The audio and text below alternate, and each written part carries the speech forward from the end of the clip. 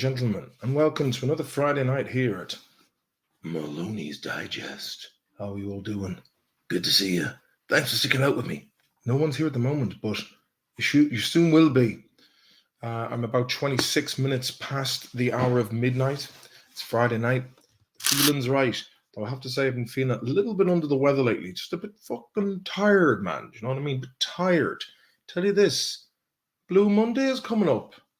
This year, I just didn't bother doing any New Year's resolutions because every year it's like, this is the year of the hustle, man.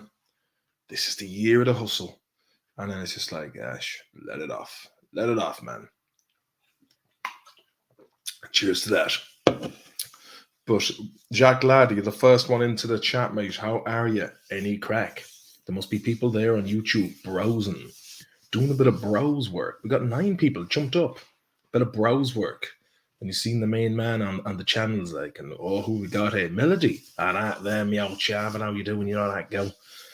Jack Ladd, Matthew Shipley, Richard Corcoran. How are you, Richie, baby? Any crack? Corcoran, that's a good Mayo name, that is, hey. CM Fox, oh ho ho, how many hats you got on? It's the same one, but just, it's one of those working men's hats from Eula, Australia. Terry Hoosh, how are you doing? No autographs, long time to see. Quinn Hensley, how are you, Mr. Hensley? Any Craig, me old corn Craig? Oh, there's chats to be had tonight. Chatting around the Christmas tree a couple of weeks ago. Now we're on the back arse of January. Oh, I'm nearly 40. Where the hell did the time go? I don't know. But I've been pretty busy, but it's kind of like if you go on a holiday for a few months and come back home. And it feels like you've only been away 2 days. But half a lifetime, man. Half a lifetime. Stephen Leonard, do you want to go with me, dear? Big 40, Jack Lad. The big 40, hey.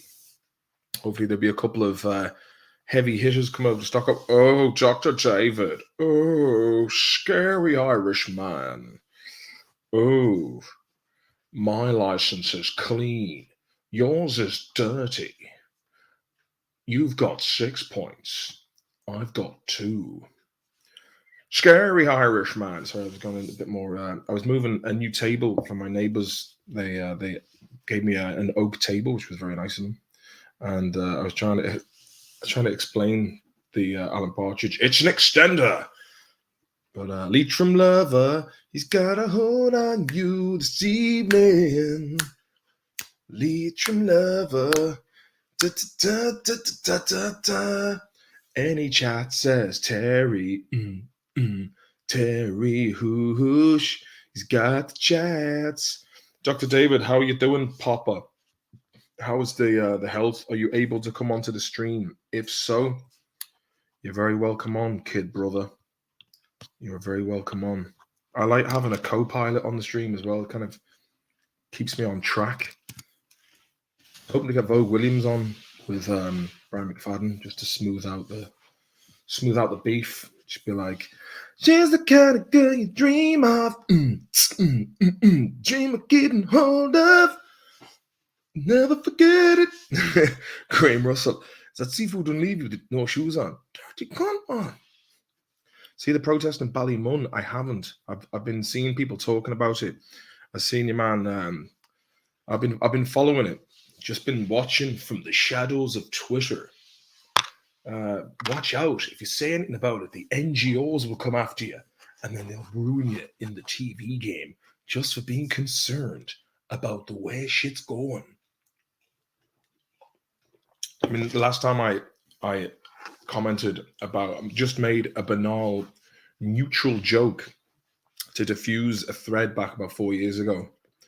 It was days and days of a cacophony of different people. You had low-ranking comedians.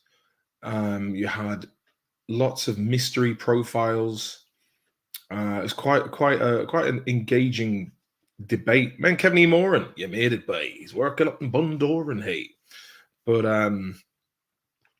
yeah, you know, it's just basically just an innocuous joke, and everyone's like, "Oh God, oh, I'm never watching him again." Oh, such dry people.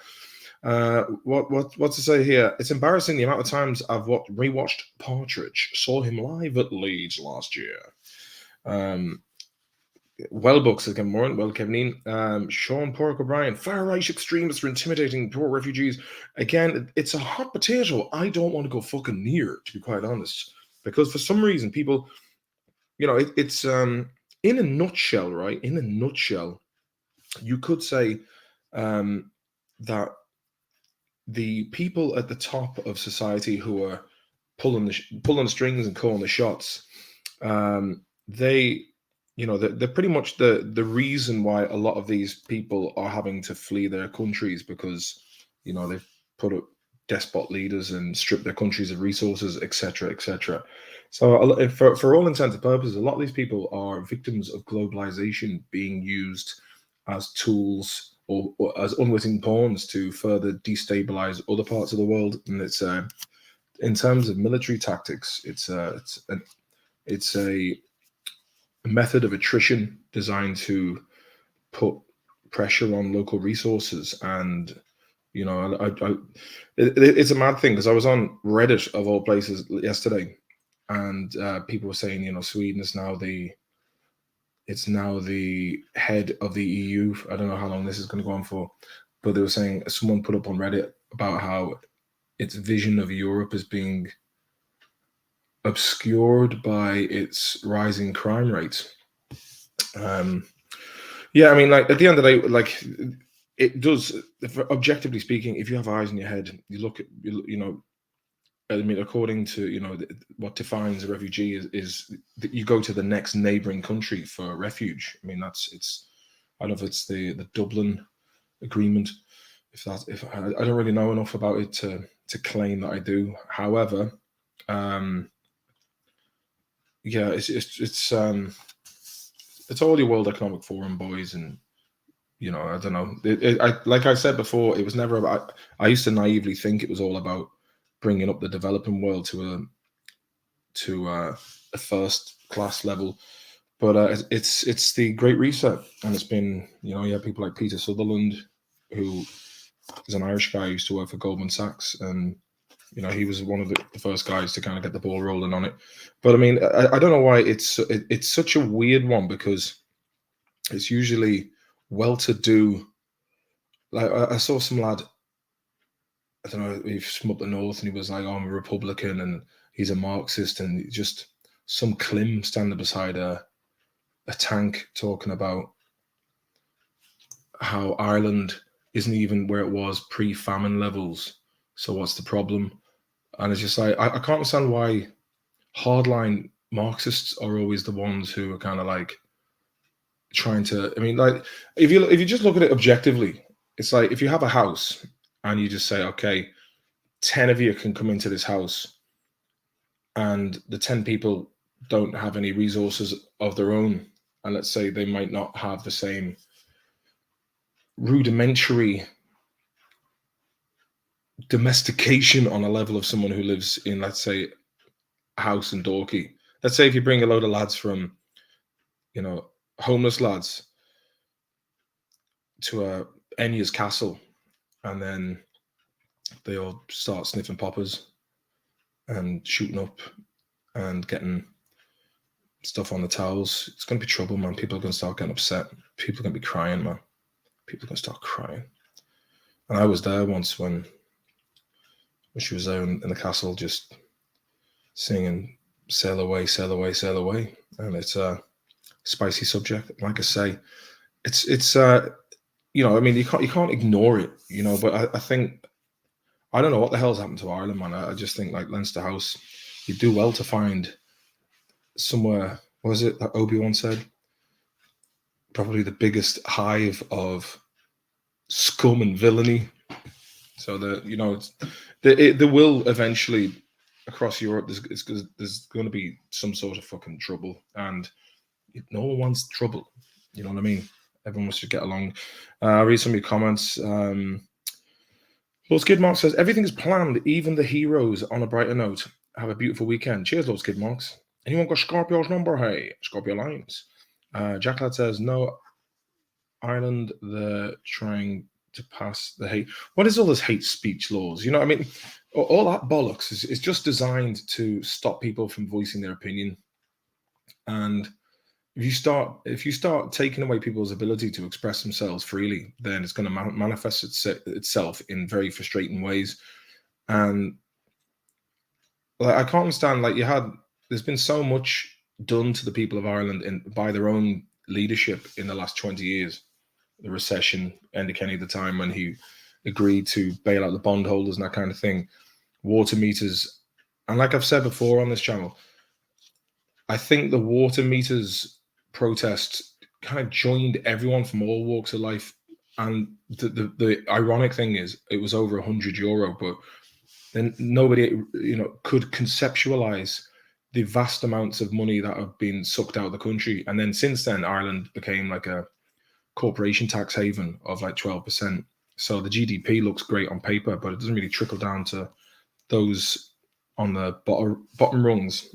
So yeah, so that's basically my 2 cents on it. It's going to cause trouble. I mean, and basically, people are tribal. People usually stick to their own cultures, and if you have completely different cultures, then it's common sense that there will be friction, there will be tension. Sweden has just found the biggest reserves of precious metals ever discovered in Europe. The government already own all the rights. Say no more. Well, maybe Sweden might need democracy. Oh, hang on a minute. They've already got it. They'll pay their dues to whoever's coming for the wedge. Hello, Shawnee. Dr. David. Ireland's public administration is stuck right in between Victorian class system and Catholic shame. We'll have to wait 20 years for the bloated Shawnees to die off before any change happens. Yeah, I think they were. I don't know. I always found out Irish politics was just so depressing to look at, man. I mean, English politics is depressing enough. At least American politics is kind of, it's got like, there's quite a lot of excitement going on over there, because it's like the big dog on the block.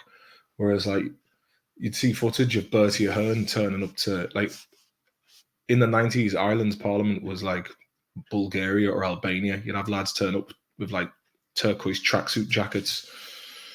Interesting stuff. Hello, Shady Ganley. Hey. If you want to come in, Dr. David, for a chat, or anyone else wants to come in and join in for a bit of Friday night chats, but yeah, there'd be people out there being like, "Oh, listen to him talking about something that you have to actively deny." They're all. I think these lads are on the payroll. The thing is, right, there are a lot of people getting very wealthy from these centers.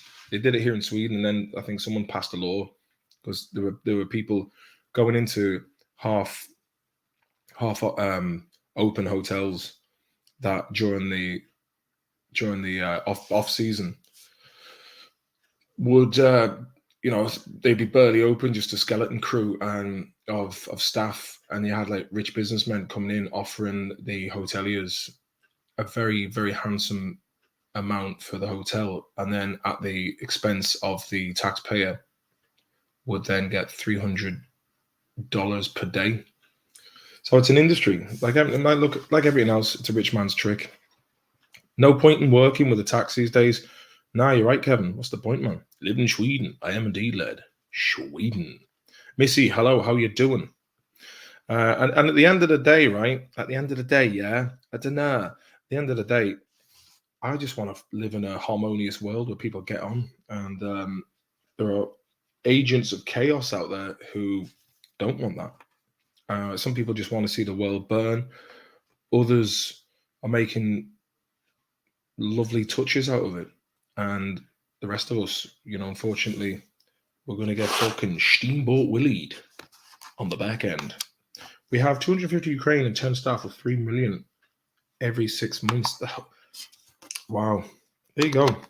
And 3 million. It's apparently the Healy Rays have got a hotel down there that I was reading. I don't know if it was in Tipperary. I think it was a Tipperary hotel. I don't know if it was them in particular who owned the hotel. But man, if you got the money, Buy a hotel and do that. And you'll be, it's like the PPE and all that kind of stuff, where basically you, whoever was importing this, like, this protective equipment, like masks and all that from places like Malaysia or Indonesia or China, they were getting it at a cost price, selling it, getting contracts with the government. And the money they were making, they could fly a plane to Fiji on a Wednesday morning. And by the time they woke up on the plane, they could get the longboards out, be surfing the break, Patrick Swayze style. By land. God ain't making more of it, says Shawneen. That's right, mate. That is right. Put that up there for the crack. Bundoran population 1,500 now, 1,000 Ukraine and Bundoran. Colin McRae 2.0's after you. God rest him. He did a bit of Stevie Ray Vaughan on it. Checked out in the helicopter. God rest him. Good game, man. Did that just turn into dirt then after he died? Because obviously, I think it was Codemasters who used to make that game. Bundoran. Come on, David, for the chat. I know David's been under the weather lately. The poor lad. Poor bastard. Been getting the old Bill Gates flu. Oh, you can't say that. He's a humanitarian. So what are you saying? That's conspiracy theories. Stop it. Stop it. You've been watching too much of that fucking Alex Jones, lad. I saw a clip of Alex Jones talking to Piers Morgan. He really is a slimy bastard, that Piers Morgan, isn't he? He's a wanker. Wanker. David, are you coming on, mate? Tell us the crack. Tell us the crack. Any other subjects from the chat that you'd like to cover? Because I've been feeling a bit wrecked myself lately. The old energy levels are low, and plus it's like 1:45. Can't talk because my throat is sandpaper. Fair enough, David. I will man the ship alone. Get well soon. Chicken soup. Buy an old chicken, boil them up, a couple of carrots, bit of stock, with salt and pepper, then a couple of herbs and spices, a bit of thyme, a little bit of cream then as well, just to really, cream it up, man. Cream it up into something special. Like those adverts in Ireland for cheese. Cheese it up to something special. Hey, Kevin E. Moran, do you want to come on for the chat, lad? Do you want to come on for the chat? Hop into fuck. Oh, Captain, my Captain, ha ha ha, says Missy.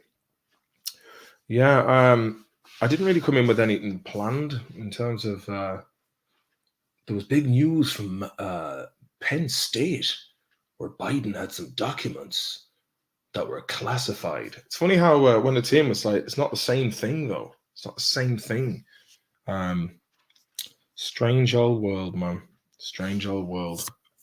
Can't really think of anything. The lithium. I don't know if it was lithium, but those metals in Kiruna. So the Swedish government sees that. I mean, I think that's part of the reason why Sweden does have quite a lot of nice things, because it's rich in natural resources, lumber and iron ore and that kind of thing. But also managed to not have to fight 2 world wars, man. Hippocratic oaths, says Sean Porrick O'Brien. Oat night. Ever been to Berlin? Went there last week, says Jonah Anderson. Yeah, I've been there a couple of times. I haven't been there for a few years. But I have to say, I noticed since the first time I was it had got a bit dodgy, and that was 2009. Some lad was just walking down the street. These 3 Dutch guys in front of us. One of them was on the phone, and this mad lad just, for no reason, slapped it out of his hand and booted it across the pavement. And I was like, that wasn't very nice. But yeah, banning gas cookers. I mean, I love the way it's always for your safety. We're gonna have to ban this. This readily available. Just go to the shop, buy some if you get stuck. I mean, gas it's instant heat compared to electric oven. If you're doing things like cooking, for example, doing like Asian food. Ooh, gas is king. Gas is king. Buzz Cagney, should Mayo forget about football, even the hurling, and focus on ping pong or something instead? Celebrity losers. No, I think eventually they'll get there, especially after the last Mayo player dies. I think then psychologically there's no excuse then. Biden's guy at the DOJ appointed a special investigator for. I'm sure he'll be really getting to the bottom of whatever was in that. I love the way they were just in like some boxes by the Corvette in the garage. It's like the garage is locked. It's locked garage. It's not like anyone can just go in there. It was locked. Come on, man. You know the thing. Keys. It had keys. A gas is a gas coin. They made their money selling ball bearings to be used in Luftwaffe bombs on London and Leningrad. Oh, I bet they did.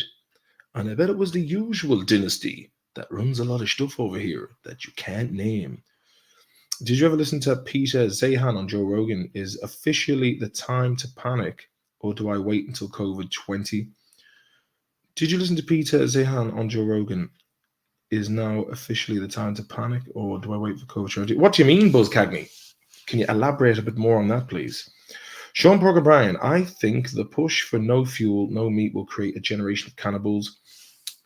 I mean, they were doing that meat-flavored oomph, or whatever it was, or human-flavored meat. It's like, be fucking Soylent Green next. You have to ask yourself, why do they hate us so much? Like, what have we done wrong? Oh, yeah, Sean. And again, that Sean lad, I loves me country. That lad, the not logical. He was on to me today when I reposted that on Twitter, and he was saying, you can't just take out the internet. And I was like, well, you can take out the infrastructure that is powered in order to store things on the internet. But he even contested that point. But I mean, they had Project Cyber Polygon, and there has been a lot of factories, food processing plants that have been mysteriously burning down. And like I was looking yesterday, a tub of or a jar of mayonnaise in the States, just a regular size jar of mayonnaise is $10. Replacing it, what's ball bearing? It was invented in my hometown, Belle Point, New York. Really, the ball bearing, great if you got a catapult or a slingshot. Replacing it would be an ID based on yourself. Yeah, you see, that's what they're pushing for. I mean, you can imagine, like, it's not only, right, have they all the wealth and money and material shit in the world, it's not enough for them. It's like they crave like absolute full spectrum dominance over the world. I mean, these people are. I was having a bit of a lament about the human condition. So if you break it down into three categories, you have empaths, who are usually people who initially are quite susceptible to being exploited by your sociopaths, your psychopaths. And in the middle, you have like apaths, which are more so indifferent. And then you've got your psychopaths and your and if you kind of look at it like, as an ecosystem, these people they think like predators, like they're predatory and they celebrate, whereas we're normal, like regular people don't think the same way. I mean, I'm sure some do, but just generally culturally, they don't celebrate crushing someone in a business negotiation. And you kind of look at the upper class in many ways. I mean, they're into fox hunting, where basically they'd be like, "Oh yes, lovely morning. Oh, fantastic, lovely day. I had one or too many wines the last night. Yes. But we will go and enjoy the hunt anyway, and we shall do this and resume the day for its fondest tidings." And next thing, they're just, it's all very well spoken and cordial, and then later on they're up on top of a steed chasing a fox through the thicket with 50 beagles ready to tear this fox apart, going, and it's kind of like that. That's the kind of mentality. I think they think of us as being. I'm not a fan of fox hunting, says CM Fox. I don't know who is, mate. Well, apart from Nutters. Bastard Sprinkler 3000, how are you doing? He says, Schwab and the boys up to bad old Oonsey. Get the rally boys on them. 5,000 soldiers are stationed around Davos. That'll give you. Switzerland's a funny old spot. Like, I was reading in that Europe thread on Reddit yesterday about how they've got very, very tough immigration laws, and there was one guy who's a multimillionaire who lived there, and he couldn't get his citizenship because he'd had a speeding offense even though he was a multimillionaire. But like, it is a hotbed of like massive white collar crime, corruption. Oh yeah, I'm not a fan of Fox Hunting. Oh yeah, sorry about that. I fucking missed that, CM Fox. Silicon Valley Blood Boys, says Sean. Bad Mawn. Yeah, it's a funny old world, but yeah, they are very, predatory bastards. I meant to read this comment earlier on. Sorry, Buzz Cagney. So it says here, Zehan was talking about the demographic collapse of China, Germany, Italy, amongst many other Western countries. Essentially, there is a shitload of owl lads around the gaff who will be retiring soon. Well, yeah, I can imagine China is in for trouble because of the one-child policy. If you start messing around with demographics, it's gonna come and bite you on the arse. But like the fox hunting thing, the way it's banned in the UK, that's the kind of thing where it'll just take place on someone's estate on the quiet. It's like private property, can't do anything about it, and I think this is whatever shit goes down, the likes of your Schwab and your Gates and all these guys, they're going to live in massive compounds, sprawling estates, heavily guarded by bodyguards and private militia, while the rest of us are out there fucking scrapping over bread at a bread line, because that's the way it's looking. Price of electricity, man, like the price of the bill that came in here for 1 month, I couldn't believe it. There was another lad who had that. He was gone for 2 weeks back to England or back to Wales on holiday, and his was the same. I mean, and I'm trying to be as like frugal with the heating as possible. Got to turn the appliances off standby, hey. But literally, there, if you think about how much it costs, whiskey has gone up. So at the bar my girlfriend works in, she was telling me that Redbreast whiskey has now gone up about €8 a bottle. So you imagine if you've got a distillery that relies on heating, fire or heat for the distillery process, their bills are going up, so they push that onto the consumer. And it's the same with butter, same with milk, anything that contains, anything that's sourced agriculturally, it's all going up in price, and they're gonna.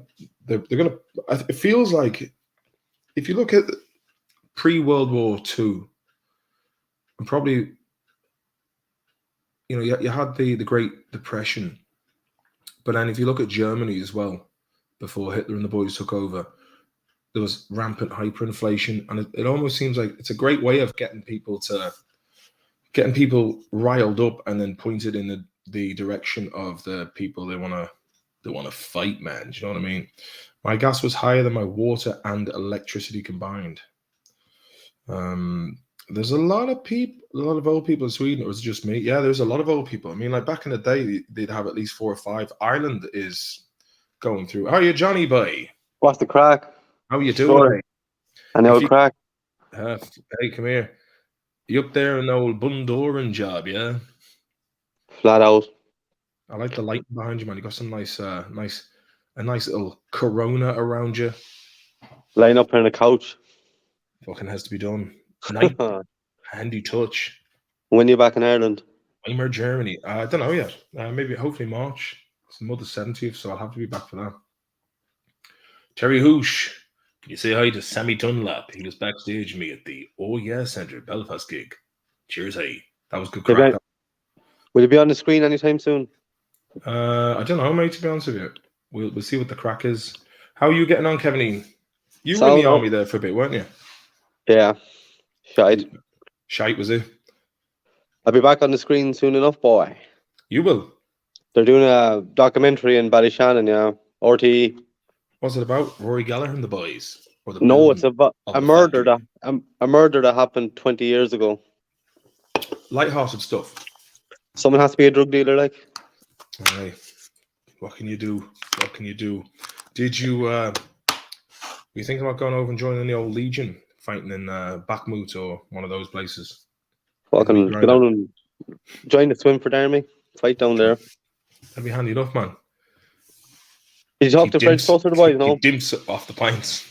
Do you see much of French toast or the boys? I haven't heard from him in a long time. Tom's the main one I keep in touch with, and it's just like, yeah, I mean, like there'd be nothing stopping us from picking up a phone to each other, like, but but I think they're coming over here for the 40th. I'd see French toast now a bit. He's up here. He is, yeah, he's up your neck of the woods. Is Organic punishment farm. something to dish out or administer? Asked Dr. David. Administered a punishment or dished out a punishment? I think both are applicable in that situation, Dr. David.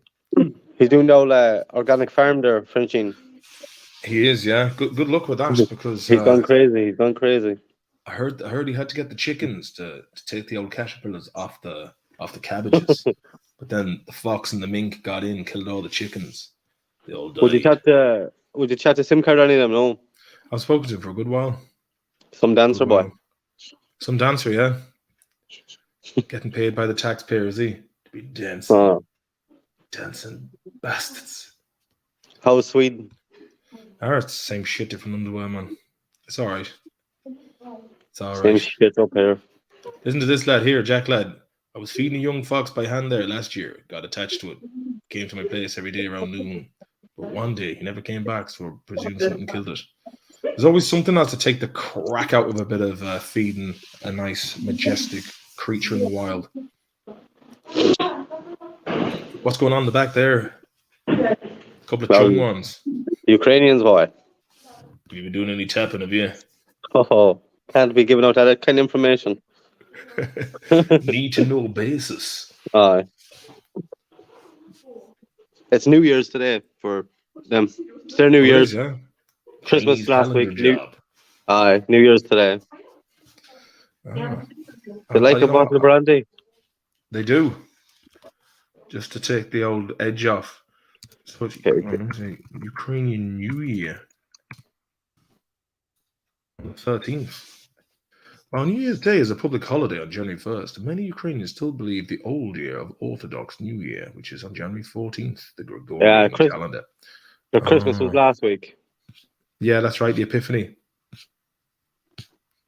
They like the sauce. Oh, I could well imagine. You'll see a lot of them. Hello. A lot of them will be leaving now soon, though. You'll see them. They have to pay for their food from next week. Really? Yeah, they're not happy. Oh, and where are they getting the wedge? Scratcher. Scratcher. So they're all put on the dole, are they? Yeah.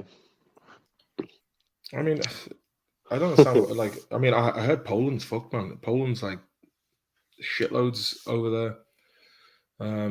I hope these fucking bloodthirsty bastards who have been really pushing this Kolmoisky and fucking definitely the neocons.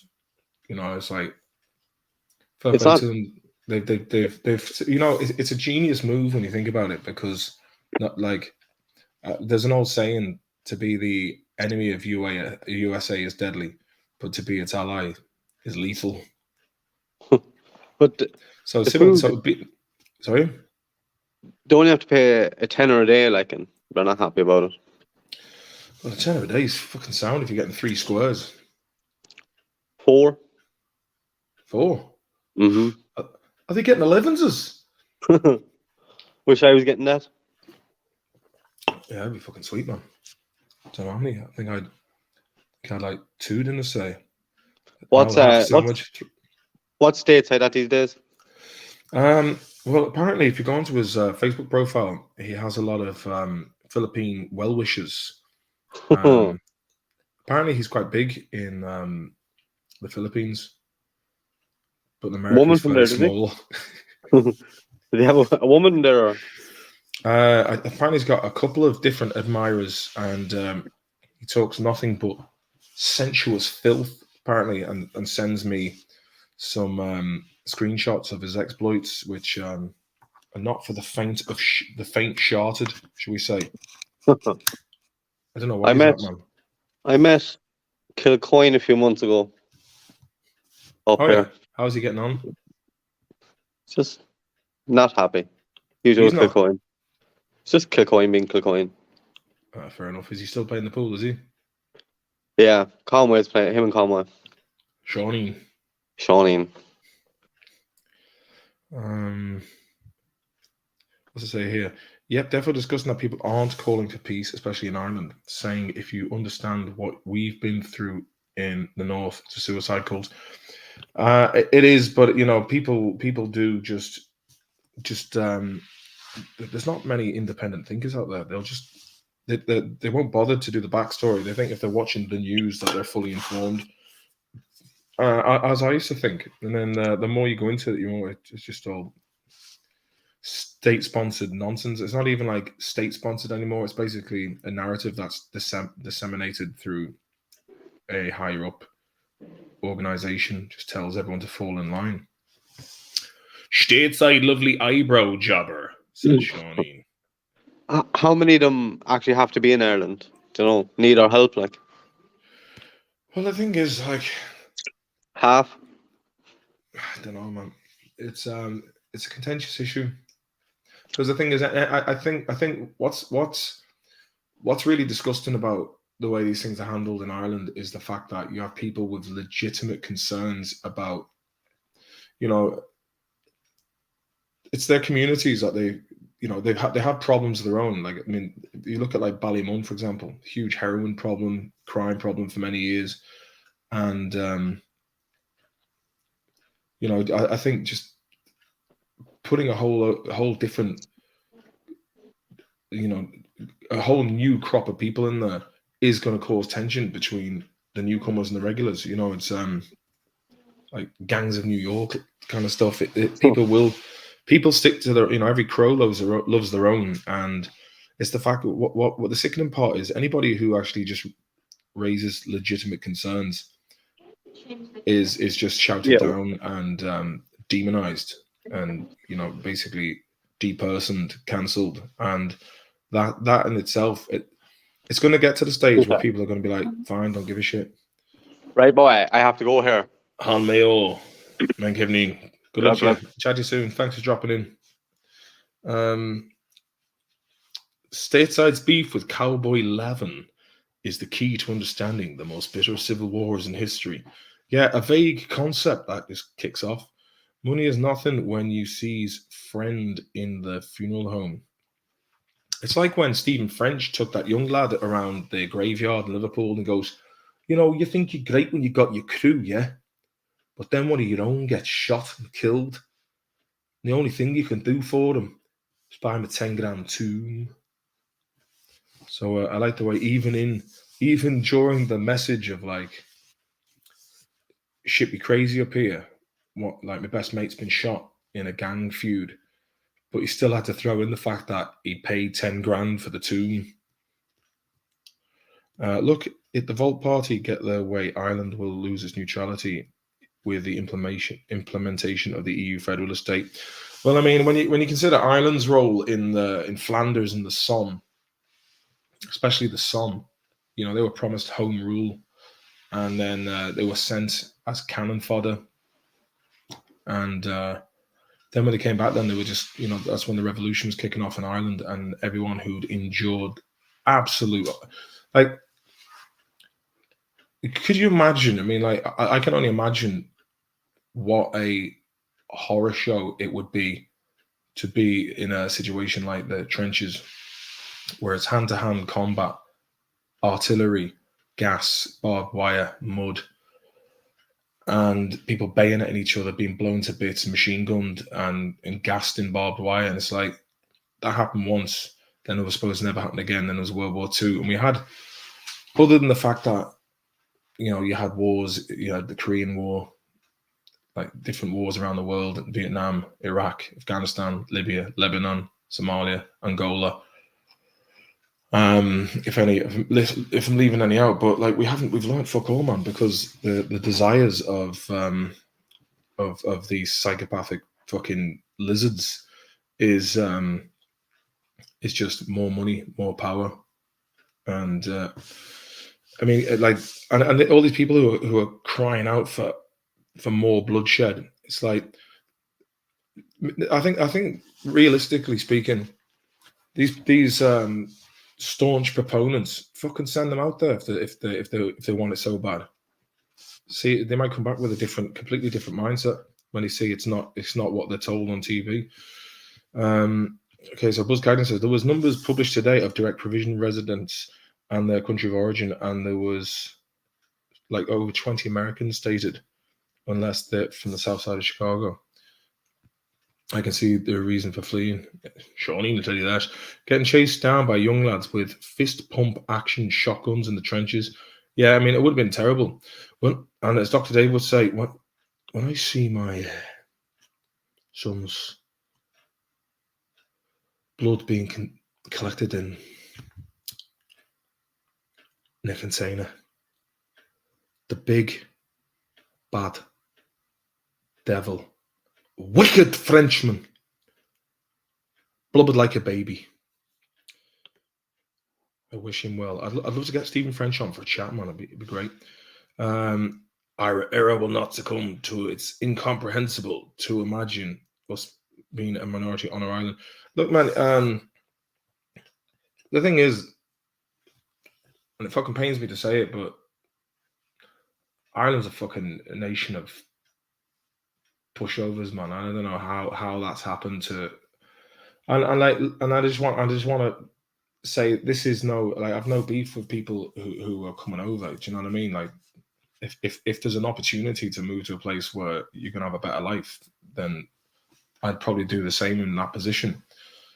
But the fact that we're being screwed over time and time again, and I think the whole of Europe in general is going to go into a massive recession worse than 2008, and it's inevitable.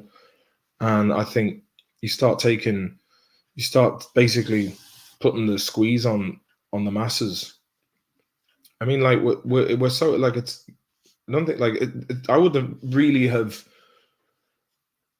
Like, I got into history in the last few years, and then the more you kind of read about history, the more you can kind of predict the outcome of the future. And I don't know who was it, Mark Twain was it, said that history doesn't always repeat itself, but it sure does rhyme. I'm paraphrasing it. But the thing is, who's talking about these? I mean, these are things that need to be spoken about. I mean, if your tax money can't pay for roads and hospitals and infrastructure, education, but yet it can pay for other things, or it can pay off bankers. Look at how many people have had to leave Ireland. But fucking the diaspora of Ireland is huge, and for some reason, people left in droves. Young people, like people who would have benefited the country had they stuck around if there was opportunities there for them. The demon I can summon in an instant. Rattling the cage, man. Rattling the cage. Bitcoin above 20k. Fucking hell, that's a bit of good news. Is it another pump and dump? Is it another pump and... I lost my arse on crypto, man. That was supposed to be... I had a few quid set aside, which was supposed to... I mean, when I first got into it, I was like, well, by my calculations, looking at the steady growth for the past 3 months, it stands to reason if I put X amount in, it will be trebled by a month's time. And literally 4 days later, just shit the bed. So it is effectively gambling. But if you know what you're doing and you know when to get out, then fair enough. What gets me is the utter dishonesty of the situation. We were told that we were getting women and children from Ukraine. So far, we've been getting nothing but military-age men from anywhere but. I mean, look, I've seen the videos of lads who clearly aren't Ukrainian being bussed into Parnell Street, and you've just got to be like, you just got to say what you've got to ask a question. What's wrong with asking what's going on? And the fact that there will be many out there who will look at me and be like, oh, he's one of those. And I'm just like, I'm not aligned with fucking left or right. I'm politically, I'm homeless. But at the same time, I'm honest enough to ask questions and be like, something fucking smells fishy.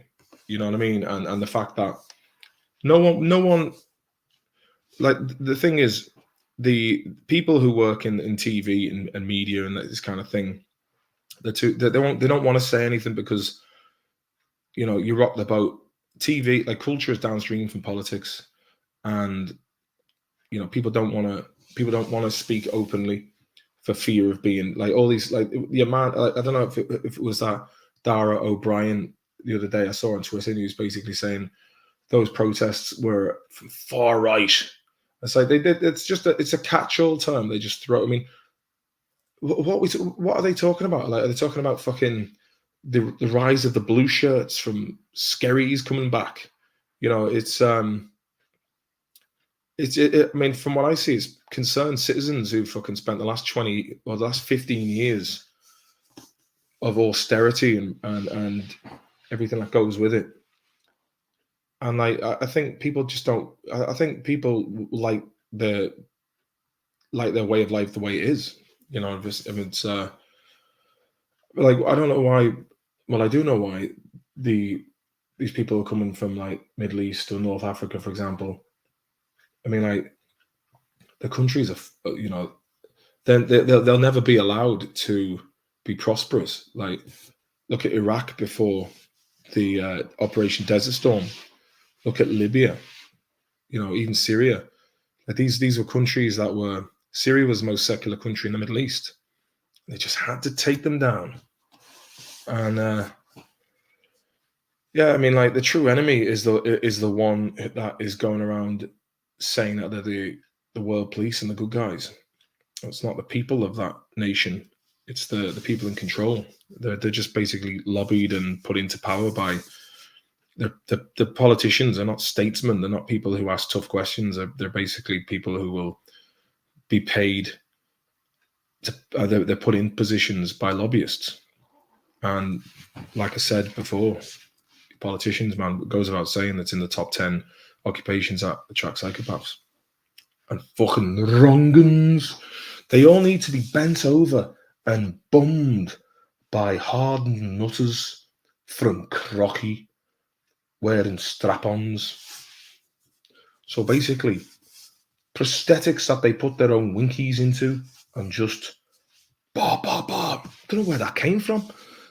Uplifting news: flowered pants. Watching bees bring pollen to hive. They begin landing on flowered pants. Thinking I was a flower. Well, that is uplifting news. I'll play to you for tricking the bees. Dr. David, is there anything you haven't watched, listened to in years and years that you loved then but are afraid you'd think is shit now? Good question, mate. Good question. I know there's things that I liked in the beginning and thought was shit, and then listened back with a safe distance of nostalgia and conceded, actually, it's well produced, especially in comparison to what is popular these days. Quite fun. A true enemy is yet to reveal himself. Godfather 3, says Sean. Who would win in a fight out of Putin or Vredka or Sunik? I think we all know the answer to that. I'd say Putin would take the two of them on. No bother. And the Rothschilds own everything. That's a conspiracy theory. Even though they do own massive portions of Barclays and oil. It's like the Rockefellers. You know, I often wonder what happened to. You often wonder what happened to these old royal families as well. You know, they talk about the bloodlines and whatnot, because apparently the royal family are descendants of the Saxon Goeth lads in Germany. Bad bastards, man. Prince Harry's, he got chunked up and shot 25 Talibanian boys. Bits of them fucking blew up. He just went back to the fucking bunker then. Smoked a 12 skinner. Started listening to Summertime Cruise. Do you really like it? Is it wicked? We're loving it. We're loving it like that. Good days. Yes, exactly. Like I certainly didn't want to go into a conversation about the whole the situation in Ireland, but I think, you know, there's no point in ignoring it. If someone asks me, I will look at what I've observed. It's basically, are you allowed to no, you're not even allowed to say what you see anymore. And I think that's where they get you. They get people because they're like, oh, I don't want to rock the boat. Oh, I don't want shit coming to me. And it's like, because of your fucking politeness and the fact that a lot of people have been conditioned to be passive. These things are going to happen, and I think a lot of these kind of like liberal types, usually upper class white people. I don't know where their kind of messianic complex comes from, and I think whatever they're consuming is spoon fed to them. Like, there's a lot of high IQ people with very low knowledge and life experience out there. That they're, well, actually, where's your citation? These kind of annoying pricks that they're objectively smart, but lack awareness of con jobs.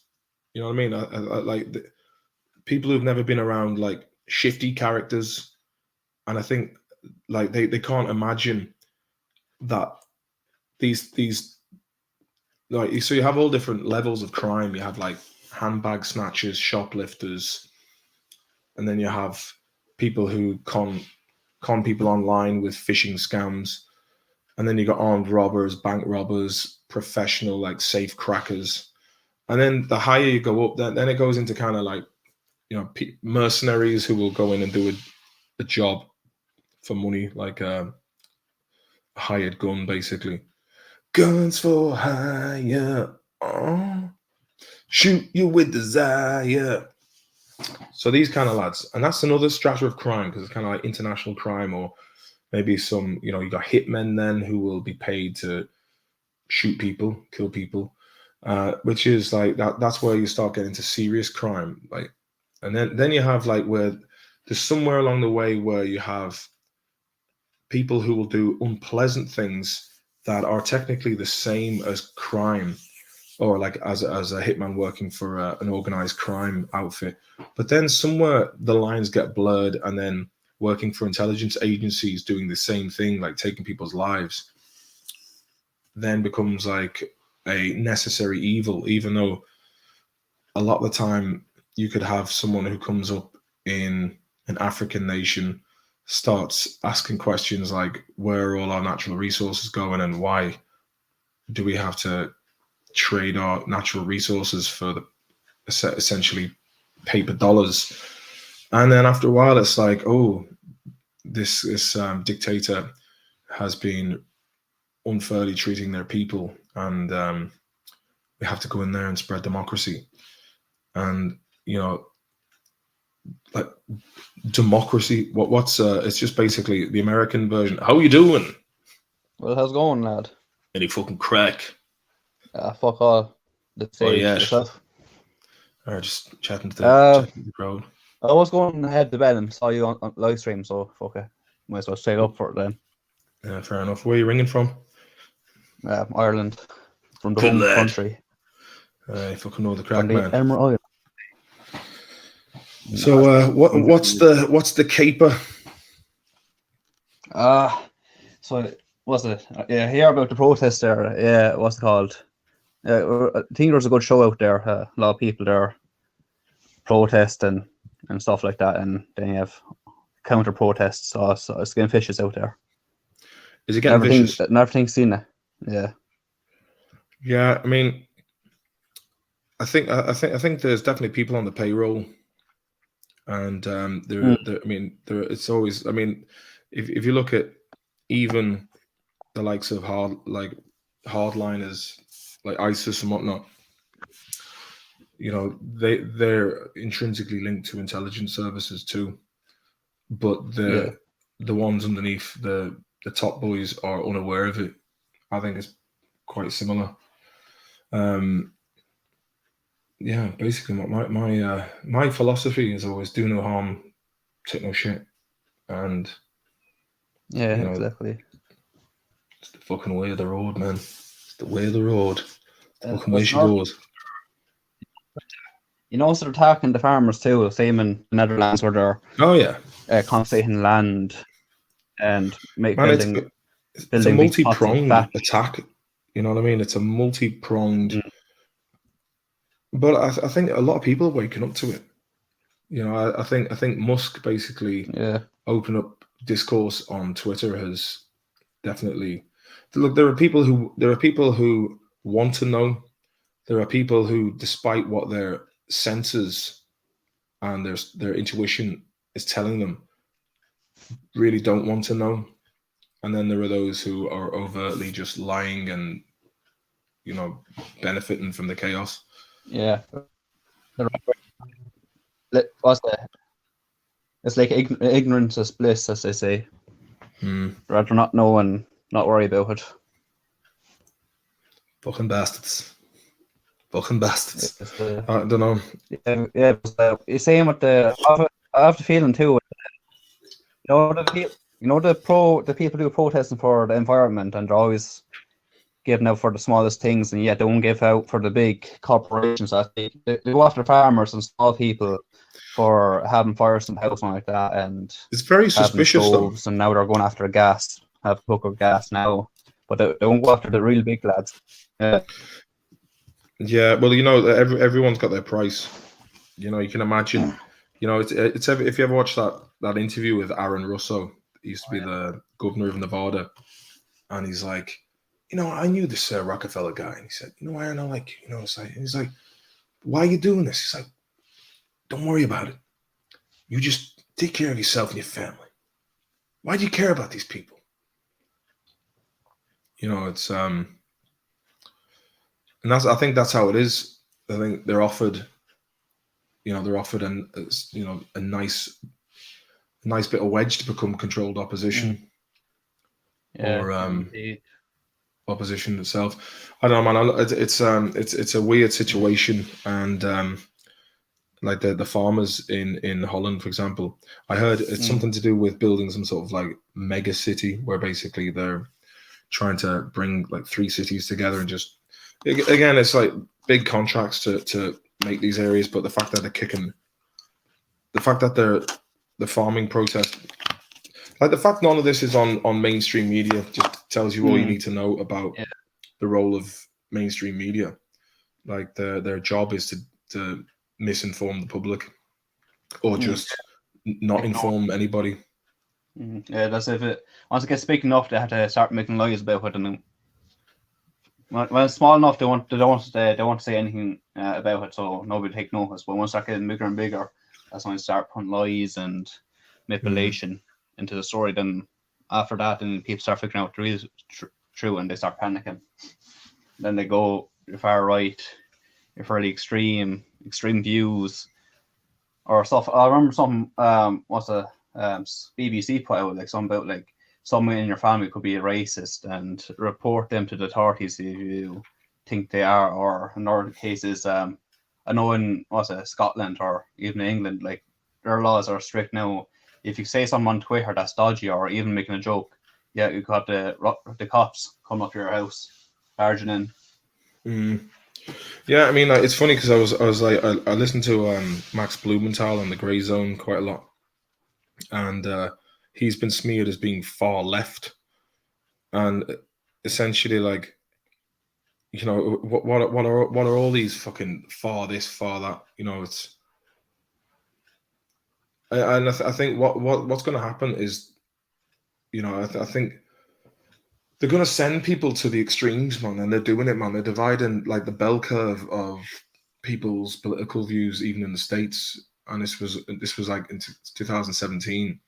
In the 90s, everybody was kind of like, your apex of public consensus was stacked from the center and tapered outwards towards the edges. Whereas now, basically, you have you know, I would say 2 major groups of people that think completely 2 different worldviews, and it just makes you wonder, like, how can people see the same object and come to vastly different conclusions from each other, even though they're looking at something that is objectively visible. What are your opinions on that? Yeah.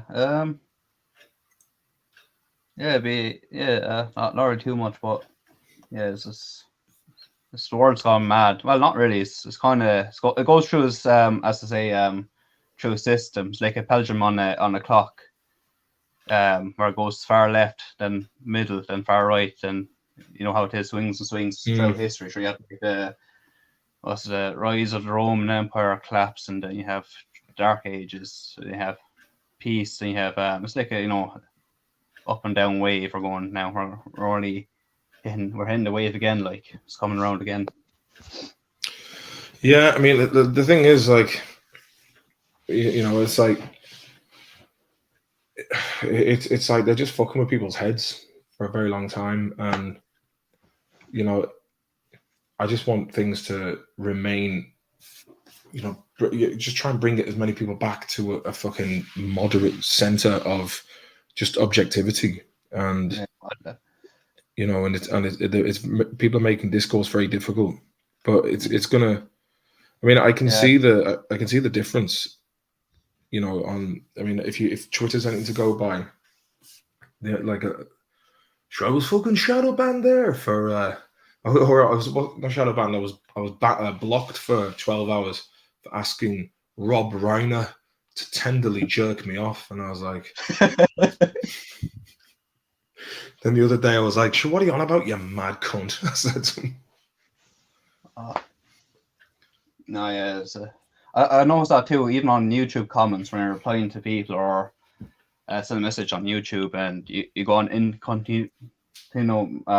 invisible tab, and you notice your reply's not there. It shows on your main account you replied or you sent a message, but if you go on a different account or it's not there at all. So it's like they don't even tell you done something bad. He's just really? Yeah. It's funny because like my I still I think I had like the most I was at 23.6, and now it's like still hovering around 22, and a lot of them are bots, and it's just like. But then you get some of the worst shite on Twitter that is like some vague quote from like a new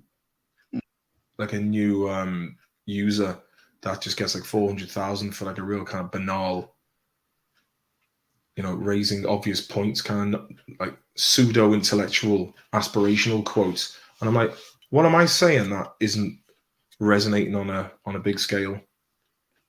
Probably because my opinions are unpopular. Yeah. And if you speak the truth, you will be fucking hated for it. Same with what's it? Sure, they're pass a hate speech law now, I think, in Ireland. Yeah, and what does that mean? I mean, like it's such a vague term, like hate. So basically, hate everything you stand for. So basically, I think if you offend somebody or cruelly offend now with this, I think with this new hate speech, they can prosecute you or anything you say hateful to any protected group of people. So people, minorities, or people with disabilities, or having, if you say even make jokes about him, you could be done for. So, but when you think about that, it's like. You see, it's a funny old ball game. Like it's basically, you're basically putting one or certain groups into different levels of protection. For example, I mean, like, how does that? I mean, if I came from a demographic that was considered, this poor lad can't speak for himself, therefore. Daddy government's going to come in and fight my battle for. I mean, what that's going to. I mean, you can kind of see the implications of how that's going to be abused.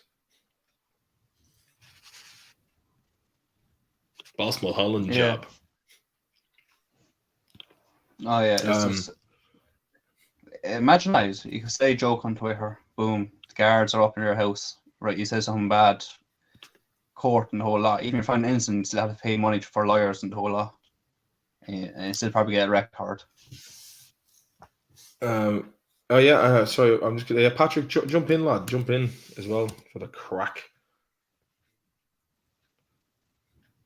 Hop in there, lad. Hop in. Come on in for the chats. Yeah, I don't know. I just all this kind of look the whole this fucking having. I mean, but basically, it's a fast track to turning people into second class citizens in their own homes or in their own nation states, and it happened up in Northern Ireland with the Ulster Scot plantations, and that's what basically led to Bloody Sunday when people in Derry had had enough, and then they were shot by the paras. But like it was a civil rights march because they were living as people who were downtrodden. And I mean, this kind of stuff is it's a slippery, dangerous path. And who's bringing it in? As I said, it was the globalists, the people who, the top lads who want to make more money and make sure the majority of people stay down and cause this a ruckus. Man, Patrick. That's as Patrick was going. He's there lurking in the shadows. How are you, gentlemen? Not too bad. Any crack in the shadows, man? Hank Marvin, the shadows are after you. This is a lifelong ambition, Martin. So welcome to the party. Welcome to the party. You've made a man's dream come true in January. So how bad? Had to be done, Paddy. Had to be done. And fair play. You're always fucking sound with the touches of stream. You were never tight with the coin. Yeah. I meant to say earlier on, Sean, thank you for that super chat earlier on, by the way. I appreciate that as usual. Let me just read this comment here before I continue. Anyone else feel like life is just pure empty now? Like the curtain has been pulled back and it's clear nothing you do really matters anymore? Like the whole thing has been a lie? Yeah, I mean, it's to be fair, like it kind of feels depressing, and it's depressing when you have kids because you kind of think like I think people like, how old are you lads? Patrick, you're same vintage as myself. Yeah, like nearly benchmarking. Yeah. So you're 83, were you? Yeah, 82. Yeah, 82. How about yourself, shadowy Ira? 23. 23. Yeah, that's a young lad, as I say. Yeah, well, you see, the thing is, like myself and PK here, I think our time, like as in people who were born like 80 to like let's say 85, seemed as even I was talking to CM Fox about this as well. We lived life before, so basically we were old enough to remember what life was like before the omnipotence and the I suppose the ubiquitousness of the internet. You know, we remember what it was like to be like, oh yeah, we'll meet you, and if someone didn't turn up, had to leave. You know, there was like no instant messaging, like pre-mobile phones, pre-9/11, pre-social media, pre like the fucking mad shit that you see on TikTok with blue-haired fatties talking absolute splitting hairs over nonsense, basically quibbling and putting all their grey matter into just talking absolute fucking ring, inconsequential ring. So like we're kind of like we were old enough to remember, but young enough to be candidates for the brave new world, let's say. And for us, I think like we're middle aged now, and fucking time flew. But it's kind of like we've straddled like two different paradigms. Like for us, when like it was all like dismissed, you know, a hookup culture and lads magazines, like it was way more crack in the 90s and the early noughties. Up until about, say, 2012, 13 is when things started getting very libelous. But like back in the day, it was all Loaded Magazine, FHM, and read about Saddam Hussein's sons. They were proper nutters. you know, and it's they did a 180 on it, so it was all like, "Way shagging, way lads, do this. If you're not that, you're a proper wanker." To basically a 180. Oh, you're a misogynist if you behave like this. How dare you?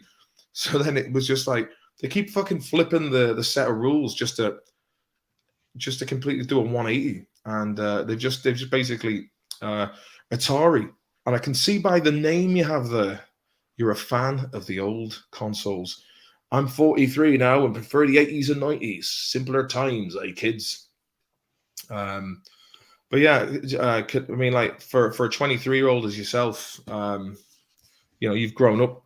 Google was a thing since you were 3 years old. I mean, Google's been going longer than that, I think. Maybe 23 years since. So I think, 1999, I think it came out, if I'm not mistaken. So like you've basically grown up with a search engine since you were a kid, whereas us lads, you know, we didn't have any of that. If you were lucky, you had an Amiga with Captain Planet, Lemmings, and the Simpsons game thrown in. I remember being out in Galway, Martin, back in the day, and one of the lads was talking about the Hardy books, and I think that was my first real proper introduction to YouTube, for example. I was watching you guys, genuinely, like it was mad. Like I couldn't even get my head around the concept. Like I remember being pissed outside of Cube, a nightclub, and one of the lads was telling me about the Hardy books. He must watch it, and jumped on, and that's my real first foray, if you like, with YouTube. It's mad. But you never watched it before. I used to watch shit like Annoying Orange, and I was like, why am I watching this shite? But you just sit there for hours watching it and go on. Speak up. Yeah, I remember the 9 orange cheeses, but that's what I'm saying. You're lucky where you were born before the phone, because now you have no crap. Because if you do, you're gonna get recorded. Yeah, well, that's the other thing. Like I remember being Chris in Cork, doing a gig in like 2010, and he was like, "Yeah, you know, they can like take photos and put it straight up on Facebook." And that's the thing. Like that's the shit part about, like, young people will always make mistakes, and like I've made many mistakes and bad choices in life, and thankfully they didn't go into like a viral video that, you know, that happens nowadays. And you hear like people who are like, they were on suicide watch because they were the talk of the nation. I know how it feels though. I mean, I got arrested for that fucking bullshit fight against those bouncers, where basically it was, you know, without knowing the details, the media just went off and plastered like speculation. So there was like, for all intents and purposes, like people will look at something out of context, just a clip, and then they'll just come to their own conclusions about how a certain thing went down, when, you know, the context leading up to an event could have been very different. So like if someone beat someone else in a fight, they might have been the victim of years of abuse, or had been, you know, called something shitty, or you know, or started on before the fight. But like it's just, but like that's what I'm saying. Basically, people in your generation, it's like you know, you're worried about, like, you know, like if you piss yourself in public, it's gonna go everywhere. If you're drunk, you know, that kind of stuff. Did you find with that incident, Martin, and having the old ADHD myself, because you're kind of such a sound person, and probably an overshare, the media nearly attack you more for it in that sort of a, you know what I mean, in that kind of case in point? Yeah, I mean, I don't know. I don't think there's anything personal. I just think there was like, oh, this will sell a couple of papers. This will be, you know. But the thing is, a day in the papers, you know, it's done and it's forgotten about. But to be fair, like if you look me up on Google, it's like the first page. So if I ever wanted to try and go to a recruitment agency, or get a cushy media job in Sweden, they just look at that and they're like, oh, he looks like fucking some lunatic attacking random men in pubs, which couldn't be any further from the truth. Like, I mean, the thing is, but like at the end of the day, I grew up in Mayo. Like Swinford was a town populated with hard cases. you know, and even the culture then when I was in Merseyside, you know, it was fucking Jackie Chan and Van Damme, Bruce Lee, and that kind of stuff. So you know, you had to be able to carry yourself and look after yourself. So I don't know if it was. I don't think it had anything to do with the ADHD thing, but maybe it does in the way where basically, you know, you're thrown into a situation where people are being overtly fucking rude to you and not having rational discussion with you at the time, and just arbitrarily throwing the weight around. And it does fucking, after a while, you know, I at the time I was trying to have a polite chat with him and he was rude and he goes, ask me that again, I'll fuck you off out. And I'm like, well, do it then. And that's when it all went agricultural hard manners, right, Graham Russell? But I hope that answered your question. I went off on a bit of a rant there, but that's what I do. Yeah, no, I agree, and it goes back to what you were talking about, Martin, in terms of straddling, you know, the social media aspect. As you said, you grew up in Swinford. I grew up not too far away from you, actually, in Tuam. Oh, like, Tuam boys, Maloney Sports Bar, Maloney Tig Job, yeah, the Mantis. Yeah, but like I don't know, this culture kind of emerged along with social media, a kind of a suing culture, and you know, like how did that come into that fucker's mentality that he was in the wrong, but yet he tries to pull you? Oh, they tried to get a few quid out of me in a civil suit. One lad said like I kicked him in the teeth, and I was like, no, that was a blatant lie. And then it turns out the guy who put this serious assault claim against me, first degree assault, wasn't even in the vicinity when it happened. Yeah, but still the papers were like, yeah, let's just write that. But it's very much so. Would that be the incident that woke you up to the media then, lying? Oh, absolutely. And not only that, my sister has been working in PR for 20 years, and she would just be telling me like, they just make stuff up, and the papers will go, yeah, that'll do. And that's how it works, man. And Orwell once said, I think it's 20% news, 80% PR. Like, and when I was younger, like when I was a kid, we'd just be reading the papers without question. Like, oh, really? It was in the papers, therefore it's true. And I think most people don't have most people just never thought that of questioning the validity of the things that are put out. But that was in many ways, that was the kind of catalyst of me.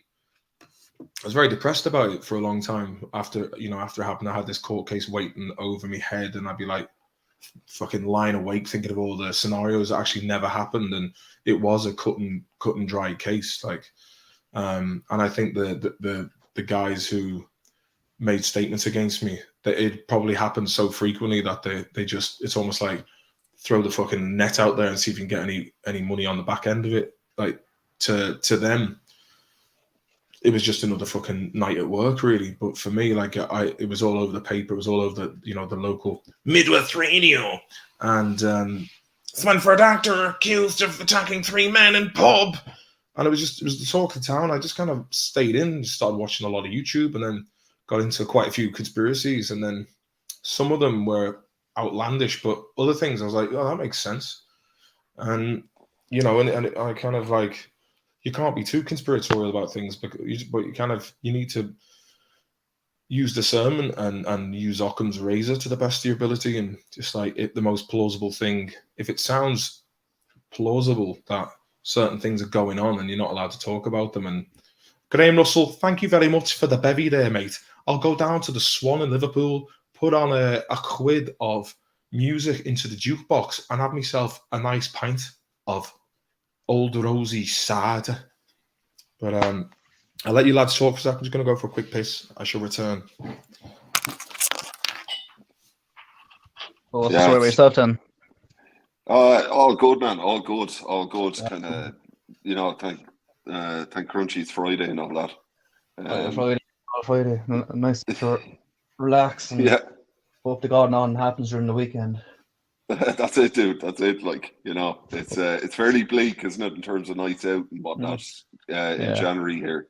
You hope for the Yeah, exactly. Do you join Martin's chats on Friday nights often? Do you? Me know this my first time. I be around, usually just watching and say, okay, going in for the crack. Yeah. That's one. Yeah. I'm the same now myself. Like in advance. Like I kind of regularly kind of jump on. Similar to yourself, Martin. I've 2 kids, but not with yourself. So I have 2 more. yeah, exactly. That's, have 2 more. I have another 2 more. Yeah, but it's great on a Friday night to have this. It's brilliant. Good lad. Well, thanks for coming on. Because sometimes, tonight I was kind of like low and edgy, and I was like, well, I kind of like to do it. Just it's nice to chat to everyone, and I do enjoy the streams. Though sometimes I'm like, I'm saying too much. Fucking blackball me in the future. But at the same time, it's like it's not going to be long until other people who are like in bigger positions than I am. Look at James Woods, for example. He was in The Specialist. James Woods, Shark. Casino. He's blackballed in Hollywood, but then and the whole fucking Hollywood film, it's sickening, man. I saw Michael Phelps and Pink did a promotional video for Pfizer. I was just like, yeah, real rock stars, man. Real fucking rock stars. Where are all the people who are supposed to speak truth to power and hold the powerful accountable? Scared of the shite, boys. Scared of the shite. Down there in Chum. You wouldn't get boys like that up in fucking Chum, man. There'd be fucking lads going down there to and the sub banks, like, do you know what I mean? Yeah. It was sub value car park job. Once they were mandating those vaccines, I was like, hang on now. Mandating vaccines here. What's going on here now? Card says, go look, I'm not taking it then. Yeah, same as myself. I was like, no. A friend of mine was on his 5th one the other night. He was sweating profusely, and he said, I don't feel right. And I was like, you took the 5th one? He said, I had to. And I was like, I've got a level with you, man. I haven't taken any of them. And if you go back to, I think it was October or November 2020, I was talking to the Cowboy and Gavigan, and they were like, will you take it? And I was like, nah, I won't. I can't. And it's just like, hey, we got Maddie Baby over here. Maddie Baby. How about that Don Fry interview, man? How about Don Fry? Martin, do you have a way to receive funds and PayPal? A bunch of sketchy lads over there. Yeah, they are, to be fair. I don't know, mate, to be honest with you. They don't have Revolut over there either. And everyone's on Revolut nowadays. So. Yeah, but I think they got a thing called Cash App over there in the States. Oh yeah, Cash App, yeah. Yeah, I'm not sure. Oh, there's Cash App. There's Cash App over here, isn't it? But it's not as popular. Yeah, I'm not sure. Working on DF. What's DF? Dream funders. Don't function. Yeah. What happened to P? Where did he bail to? Lagged. Probably internet connection. All right. He'll be back though. Right. He knows how to get in. That's it. Oh, Don Fry. That's the very question I just asked you. He's a cool dude, man. He's a cool dude, is Don Fry. I mean, imagine like how it must be. Like Don Fry's about 50, maybe like 16, 17 years older than me. So like he was around during the 80s where it was all Motley Crue and fucking hard rock and like lads driving around in like Chevy Camaros and Van Halen. So like, yeah, he must be, like as I said about Don Fry, he's the archetypal tough guy, but he's got a good heart. Tyler Schuler. Well, I tell you, that fucking Pyrocoin didn't come good in the end, Tyler. Lashed a good 200 large on that. I want to say 200 large. I mean, $200. But still, fucking bastards, huh? Martin, what do you think? What's your opinion on the Bitcoins and all that type of stuff? You say... sure. Look, it's not a... I mean, look, if you know what you're doing, you can probably scalp a good profit. But for me, I don't really have the patience. and I think like I tried using the Coinbase Pro app because they take a lot less on the spread, but even still, I was just like, yeah, it's a bit. Yeah. I think they just pump it and dump it. But I mean, if you've got a bit of spare wedge, I mean, now's the time to throw a few quid into it because I'd say it'll go up. It usually I mean, I was looking at the previous performance of it before it shot up, and it kind of looks like it's following a similar trend, Fibonacci sequence kind of way. Imagine you invest before the COVID or before the lockdowns happened. Jeez, you would make bank. Imagine if you invested 10 years ago, man. I mean, 10 I years remember ago. people talking about it, and I was like, oh yeah, too, yeah, this Bitcoin's like, it sounds like a scam. When I was younger, it's like, I won't trust that, and everyone's like, but you know what they're doing as well. Like the thing is about Bitcoin,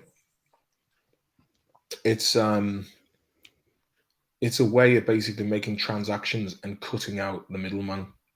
It's basically this lad. The problem was, I think the problem with Bitcoin is it shows your wallet, so it's not really actually anonymous. I think that was Numero. That's another coin. That's actually, if you want to do anything with it, that's the coin you want to. Bitcoin is like, CME. I also watch a few stuff. CME, it can be easily controlled by the government. Because I think the Chinese are doing a lot of stuff with Bitcoin now. That's the problem. It shows your wallet to everyone. It's like a public, so that's the problem with Bitcoin. Yeah, I mean that was the good selling point, or the USP of Pirate Coin was it was supposed to be an anonymous, like it was supposed to be the most encrypted, and at the end of the day, like, you know, if you have massive multinational entities that are avoiding tax, but like people like us have to pay it, it's like after a while people can be like, why fucking bother, man? Like, what benefit? Like, I've never got any money back. At least in Sweden, you get some money back at the end of next year. It's your I suppose it's basically the equivalent of not paying that amount straight up in Ireland, but like at least you get a bit back the following year. Whereas in Ireland, I've never got anything back, and it's like, you know, I mean, I can't understand, like, with all the oil that they gave away off the coast, or the Corrib gas line, I think there's a huge natural gas deposit off the coast of Cork as well. Like, if we had people who weren't just fucking sleeving sellout assholes, then we could have used that money, and, you know, we could have been self-sufficient with our own gas. But people might say, yeah, maybe, you know, obviously, like, we didn't have the resources or the equipment to you know, to profit from that ourselves of our own equipment, you know, like, whereas Shell came in, they had all the infrastructure ready to go, but still, like, they're not even giving any money to Ireland. Yeah, no. Same with the nuclear power they were going to put in Ireland too. It was all the same people giving out about the nuclear power is unsafe. It's very, like, the only two places I can think of where nuclear power failed was in Ukraine and or not Ukraine, Belarus, I think, isn't it? Or in Soviet Russia, and one in Japan, and one in Soviet Russia from man, and others in Japan from nature, and that's only two nuclear power plants. The fucked up. The Chernobyl was just down to human incompetence, really. Yeah, I think my mate Danny was saying, it was like, some lad was like, "What happens if you just press this lever?" You know, it's just like. Was it same how it was going? They were doing a test, like, and there's an emergency stop switch when you press it, but there's I think the mechanism was designed wrong. When you press it, was for a split second they do something they didn't expect, and that's what causes the explosion to feel safe. So it's the fail safe that really caused the explosion because it's set up wrong. That's what I heard now. Was this the Fukushima one? Oh no, this is the one in Russia. Chernobyl. Yeah, it was like I think it was melting down, and they hit the fail safe. The moment they hit the fail safe, that's when it exploded. Shit, yeah. I mean, like those poor fellas who had to just go in. They were just given like leather aprons and a gas mask. I think like they all died within like a week. Yeah. That's some. It's basically, it is actually, you know, safe. There's only two one from in Japan where they couldn't stop it was the tsunami, and Russia they're kind of messing with it. But if that went on right now, we wouldn't have really no problems with electricity or problems with trying to supply people. It's funny, isn't it, that they were just like closing down the nuclear power plants in Germany and France. Yeah, it's almost like, you see, the powers that be that make money from this, like they've the people in the governments, and they're like, right, you're going to turn those off, and then we're going to put the price up, and that whole bullshit with Nord Stream. Then, what they did there is like I said earlier on, like the States, yeah, they might be your ally, but they're going to fuck you over as well. It's like the time when Tory Newland was like, what about the EU? And she was like, fuck the EU. Let me see if I get that quote. Like they don't, man, like it's ideal. I mean, in the beginning, like if Russia and Europe have became one big trading partner, that was done, then they would be full spectrum dominance. So they've done everything they can to split the Eurasian Peninsula. So this was from the 7th of February 2014. Transcript of leaked Newland Payet call. Apparently, a bugged phone conversation in which a senior US diplomat disparages the EU over Ukraine crisis has been posted online. The alleged conversation between Assistant Secretary of State Victoria Nuland. So she's back, you see. When Trump was there, no new wars, but yet he was, lambasted by, again, people in the media who are basically propagandists. But then she came back in again, and it was a continuation of business since, pre-2017. Here's the transcript. So it's the outset. It should be voice thoughts by Newlands. What do you think? I like the way it just says this. What do you think? Jonathan Marcus, at the outset, it should be clear that this is a fragment of that what may well be a larger phone conversation. But the US has not denied its veracity and has been quick to point the finger at the Russian authorities for being behind this interception. Let me just see if I can just go directly to. Okay, so it's Payet. Yeah, I saw that. Newland. Okay, he's now gotten both SERI UN Secretary General Ban Ki-moon to agree that SERI could come in on Monday or Tuesday. So that would be great, I think, to help glue this thing and have the UN help glue it. And fuck the EU.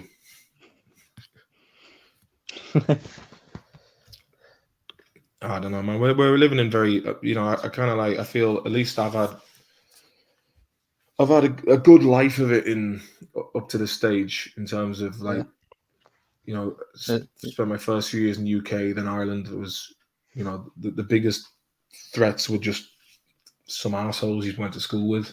But then, lived in Sweden, lived here, and I'm not saying I had an easy ride in Sweden. There's other places I could be where I'd be doing a lot better. But overall, there's people your age and coming up behind you. I'm kind of like, fuck, man. Like, you've no privacy. You can't afford property. It's a fucking disaster. And people just go, oh, what can you do? Well, you can do a lot. You can do a lot. I mean, and it's like it takes one match to burn 1,000 trees. And it's this learned helplessness that it's like when people are like, oh, I'd like to get into TV, but I don't know how to get there. And it's like if you people understand the knowledge of what you can do, and people can basically it boils down to there's a bunch of fucking criminals out there who are all in a big club and we're not in it. And if you can get people who will actually be like get into power, be like lock them up, throw the book at them, and with fair trials. But it just seems like no one's really doing that, and it's just like, these like crooks at the top getting away with it. They're doing it in your face. Like, what are you going to do about it? And let's say like something like happened in the 2008 recession and the bankers actually got paid by the government. They got a bonus for nearly here's some money and they want to call us the fucking shenanigans of the recession. And you have the US government gives them big checks. Sorry, say that again. So I was saying there, you know how like all these big lads with all the big money, like, and they're on their special clubs, and when they cause recessions or when they do big mistakes like that, and you have the governments of the world to pay them checks for it afterwards, after the recession, when everyone's poor, happy selling their houses and going bankrupt, the government give them big fat checks for causing it, basically. Here you go for. Or what they'll do is they'll be invited to a speech where they'll be given like $500,000. You know, it's like, oh, thank you for coming to this event. Here's $1 million. You know, you look at people like Liz Cheney, who started off, I think she was worth $7 million, who's now worth $40 million after 3 years in the States. You know, the perks of getting into those positions of insider trading. Look at Paul Pelosi's stock portfolio, for example. And interesting enough, so what age are you in 2008? That's like 15 years. He would have been 8 when that happened. See, I remember 2004, 2005, banks in Ireland would just take a loan. Don't worry about it. Loans. Do you have a loan? Do you want a bigger loan to consolidate all those loans into one bigger loan? It's like loans, easy fucking money, easy credit. And luckily for me, my uncle was always like, fucking loans, credit cards. If you can't pay for it, fucking save up. Work for it. And I was like, that was always my, but the days of the boom, and I'll put that up on the screen, it was just handy money, handy coin. And I was like, I just couldn't, but like, I was like, you've got to pay all this back at some stage. And it was like, Sweden, man, it's like, there's going to be a huge crash here because the amount of like brand new Audis, BMWs, and like there's cranes up everywhere, and it's just like it's an IT service sector of a nation, and you kind of think to yourself, the bottom's going to fall out of it soon. And like look at Ireland, man. All like it's reminiscent of the post after the fall of the Soviet Union, when the US like basically set up oligarchs to just fucking rape the resources and all the former nationalized resources and services. And like the Russians, I remember seeing it as a kid, man, just like looking at like lines of women and children queuing up for like loaves of bread, and I was like, what the hell's going on over there, man? It just seemed like a kip.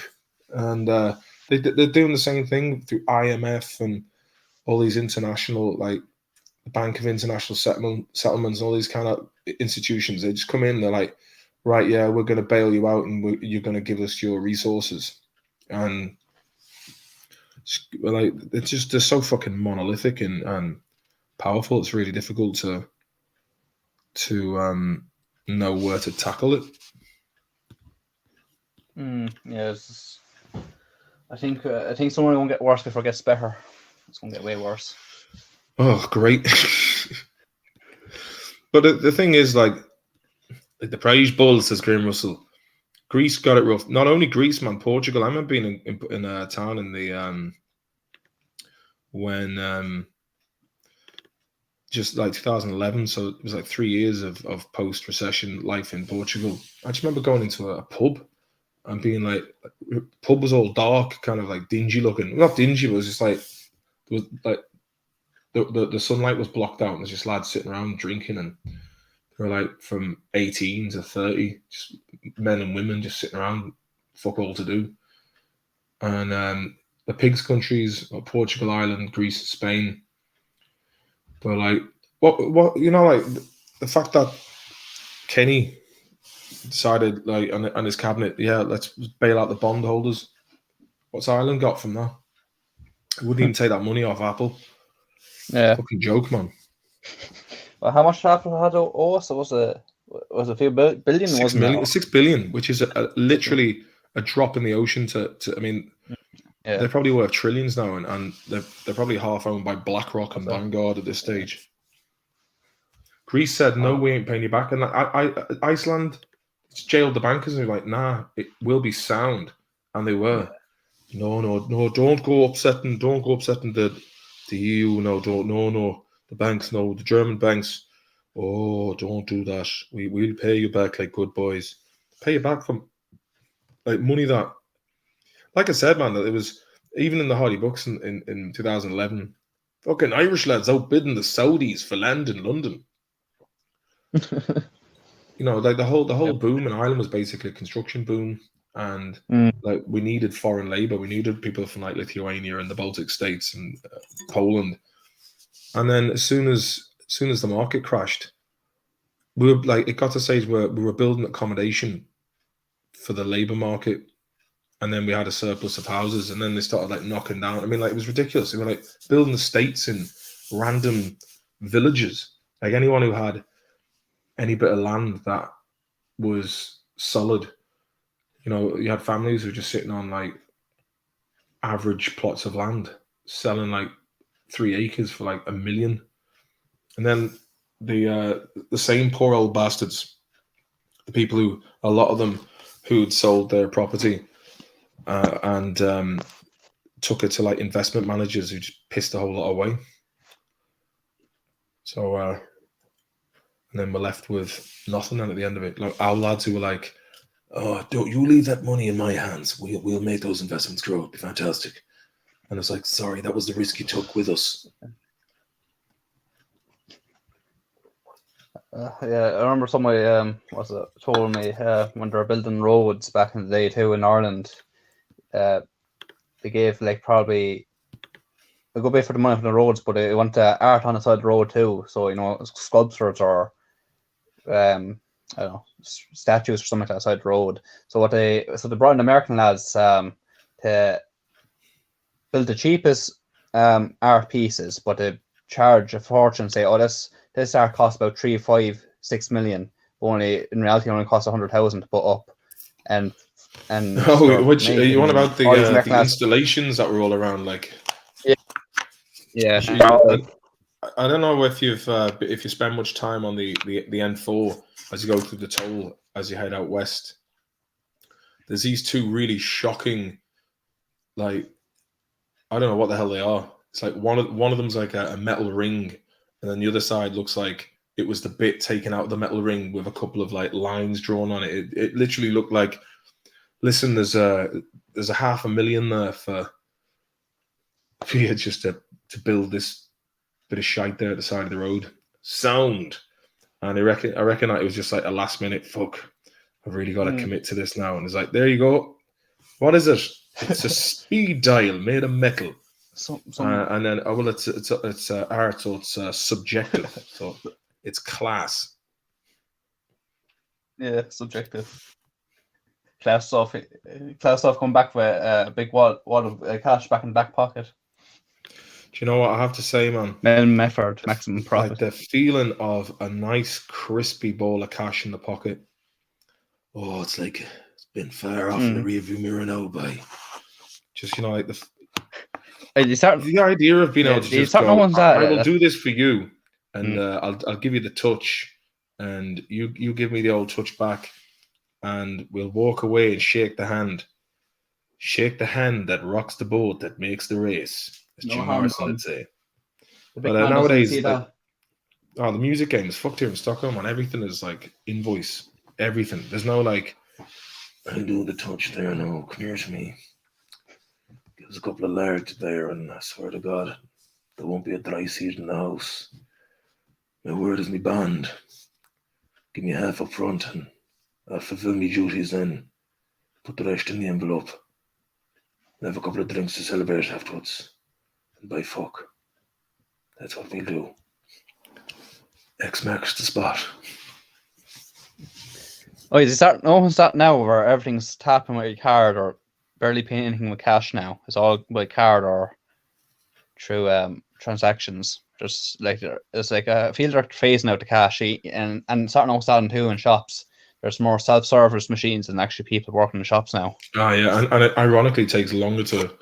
They have to have. It's like when they brought R2D2 into the bank there in Swinford, and it was like people queuing up and having to be shown how to use a machine. It's like people want to go into a bank to have a chat with people. You know, they want to be like old people don't want to be dealing with a fucking digital interface. And when something goes bad wrong, you're based on your own. Then usually you get personal help out. Then, but you know what? Like, I think we just need to have a parallel society. I think we need to agree on our own currency, and just I think it's going to come down to having to rely on each other. Which is difficult if you're living in cities because, man, I was thinking I do a lot of thinking, man. I do a lot of thinking, and I was thinking, what if they've just been setting us up? Like the whole thing is like the way, let's say the EU, for example, it's just like get as much cash out of everyone as possible, and then just pull the plug on it. And the whole, like, basically, this is the thing, like, and again, like Russia, USSR was a huge federation, and essentially the EU is a federal, it's a federal entity, it's a federation.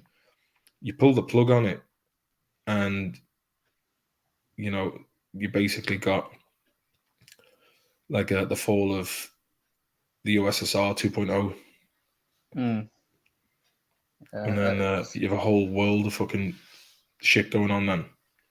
Yeah, it's gonna be a stormy day when that happens. A very stormy day. Well, if I were you, man, head out there to Barbados, just fucking chill, get yourself a plot of land. What's the best way if you're living in the city? Just go out and live in the country. That's once the collapse does happen, or if it does happen, the city is probably the last place you want to be in. Yeah, but the thing is, like, the city's a good crack, but at the same time, like the price of living in Dublin. My mate Mark, I like there, Mark. She's skilling films, mate. He was walking past his old place in Smithfield, which is now $2,000 a month for a flat in Smithfield. Jesus. Possibilities and solutions, Missy, absolutely. Well, that is a very good point, because I see a lot of these people I follow on YouTube and other places. And it's like, well, what solutions is right. Like we need to come up with like I said. I mean, people have been talking about a parallel society, but it's like, how does that work? What we've got to do? Do you know what I mean? Lots of people in Los Angeles managed to live on small urban farms. Yeah, apparently they were doing that in Detroit as well. They just started growing farms on like wasteland and rooftop gardens and that kind of thing. At the end of the day, right, if you have an abundance of land and you know how to cultivate your land, and you can even do it with pallets and topsoil, but you can do a lot with a little if you know how. And I think, like, at the end of the day, food is wealth, like, and being able to like barter. I mean, like, if everyone did start growing or rearing things, and having some sort of skill set in terms of producing fodder and food, then if you do it, like, if you have like I mean, this sounds very like hippie style and commune, but as Missy would say, you got to use your imagination. Yeah, and I think necessity is the mother of invention, and some people actually thrive in times that are universally tough, but there's always opportunities. I mean, if you can try your best to live outside the system and have a good relationship with like-minded people who are kind of doing the same thing as you, you can have a great quality of life in many respects. Ladybird sells pallets, says Graham Russell. Bastards. Well, what to say here? Paj Maharaj, there's nothing wrong with innovation technology, but now we've got to the point where we need to ask ourselves, do we really need this? Very good point. But again, we're all reliant on it now. And here in Sweden, swish. So basically you tap your amount in, you swish it, and every transaction is visible. Best thing, Detroit, wealth stripped, food, wealth back. Growing is easy. We've just forgotten how because of the supermarket. I've been growing for a few years now. And I bet you've got some of the best produce around as well, Melody. Fair play to you. So, you're living in a high trust society when you go to. That's why I often go through the countryside and see not people selling eggs, but they have a stall just for eggs, and there's nobody there. You just pick up a few eggs and put your money in there. So like, say like the eggs are €2 for a batch. You just open the crate, put €2 in, and you take the eggs there, and you can literally steal all the eggs you want, but nobody never robs the eggs from those. Oh yeah, it's an honest crates, like, system. and it's left down to open. It sounds like you have a Midlands accent. Would I be right in saying Longford? Huh? Longford. Longford, Wexford. Wexford. It's funny. The Wexford accent's a funny one because it kind of, even though it's down the bottom corner of Ireland, it sounds more like a Midlands, like it's almost like a Cavan accent in a weird way.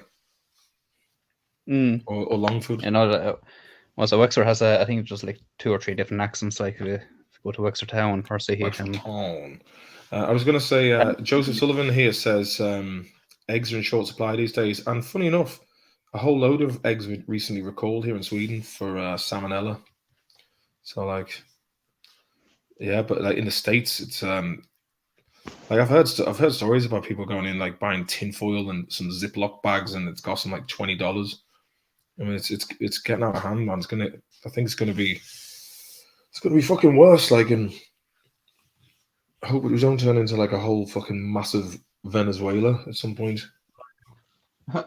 What's the word? People eating rats and starving on the streets. I wouldn't mind that. And like they have so much oil, but sanctions. That'll be they'll go out there again and they'll try and kick shit off. Apparently, Venezuela's gold reserves were seized by the UK, and they went to an international court and they were like, "You can't do this," and they're like, "Yeah, sorry, they can." We're like, "Yeah, we're having that." Cheers. Yeah, mate? You what? You what, mate? What to say? Dave, how are you, Dave? There's a farm here near where I live, sells raw milk with a cash box honor system. I always pay for more than they take in hope that it covers those who don't pay. I'd say most people do, you know. For the shame of going in. Everyone should have vegetables in the garden in the spring, till the land, and give it a go. They don't grow themselves. Eggs in short supply, say the farmers. Just the supermarkets won't pay them anymore, despite their costs going up. Got my own hens, mind. Oh, keep them away from the mink. Bastards, they don't even eat them. But well, thanks very much for coming on, brother man. And I will. I'll have to knock it on the head here because I'm up handy enough in the morning. But yeah, tonight was an odd stream in terms of like just observing the shit that's going on, and yeah, I can't see there being any difference happening. I think we're in for a rough ride, unfortunately. Missy says right now a dozen eggs is $10.99 because some mysterious bird flu. Joseph Sullivan, how are you doing? They're raising interest rates, but it is going to crash our economy since we lived off near zero interest rates for over a decade, and they printed money to prop up our country. Same in the States. It's all gonna. I don't know what's gonna happen, but usually what follows crashes is conflict. And yeah, they say we're gonna have a big recession this year or next year. I'd say it's gonna be this year. I think Europe is already seeing restrictions on money. But listen, enough of the doom and the gloom. Anyway, look, it's I saw 1 second. I saw Paul Joy was saying eggs. Who eats that many fucking eggs? She asks. When you break that down, it's only 5 eggs per bloke a day, my friend. Carminator. I like Paul Joy. Good lad. Han Mayo. Well, look, everybody. And thanks very much for coming on. And thank you to those of you who gave the old touch. If you want to touch, if you want to give the man a touch, PayPal / what was it? Fucking let me have a look here. We'll put the link in up there if anyone's on the old PayPal. And I just want to say big thanks to everyone who has donated on PayPal as well. Brennan and the boys, Alan, CM Fox, Amanda. I don't know if I'm leaving you out. Forgive me. I don't have it up on me thing at the moment. But enjoy your weekend. My acoustic is it's in the pub. I'm playing a gig tomorrow night. But nice. The next time, Mara, we'll bring a few white pills along for next stream. Oh, please do. Look, at the end of the day, look, I think there are people out there who you never would have thought would have. Dr. Gillian McKeith, for example, the one who just used to go around looking at people's shite. She apparently she's not a real doctor, but she knows which way the wind's blowing. The right said Fred brothers. There's Lee Hurst, the guy from They Think It's All Over. I mean, there's people like that who are kind of. And in terms of the States, there's a lot of people that they're just kind of going, if I don't say anything, then who will? And that's the way I'm thinking. It's like if I do my, I mean, just basically want to live in a world where we're not getting screwed by wrong-uns and divisive people getting us all to fight over trivial bollocks when the true criminals are running around laughing all the way to the bank while the rest of us are all arguing over nonsense. But look, as the Chinese proverb would say, may you live to see interesting times. And it's not boring, you know. Yeah, it's not boring. Some of the most entertaining and depressing at the same time, and painful. It's depressingly entertaining and painful, but also funny. If you just gotta have a good sense of humor about it and just take the piss out of it. We're not even allowed to do that anymore. Cunts. Yeah, laugh ahead. All right. Well, look, everyone. Have a nice weekend. Thanks for sticking around and chatting to us. And I will look to you. Try to do one on Wednesday or Thursday. I'll see what the crack is, and if not, maybe Tuesday. We'll see what the crack is. But God bless everybody, and look after yourselves. Yeah. And say hello to Wexford Town for me. Go to Wexford. Talk to you later. Good luck. Talk to you.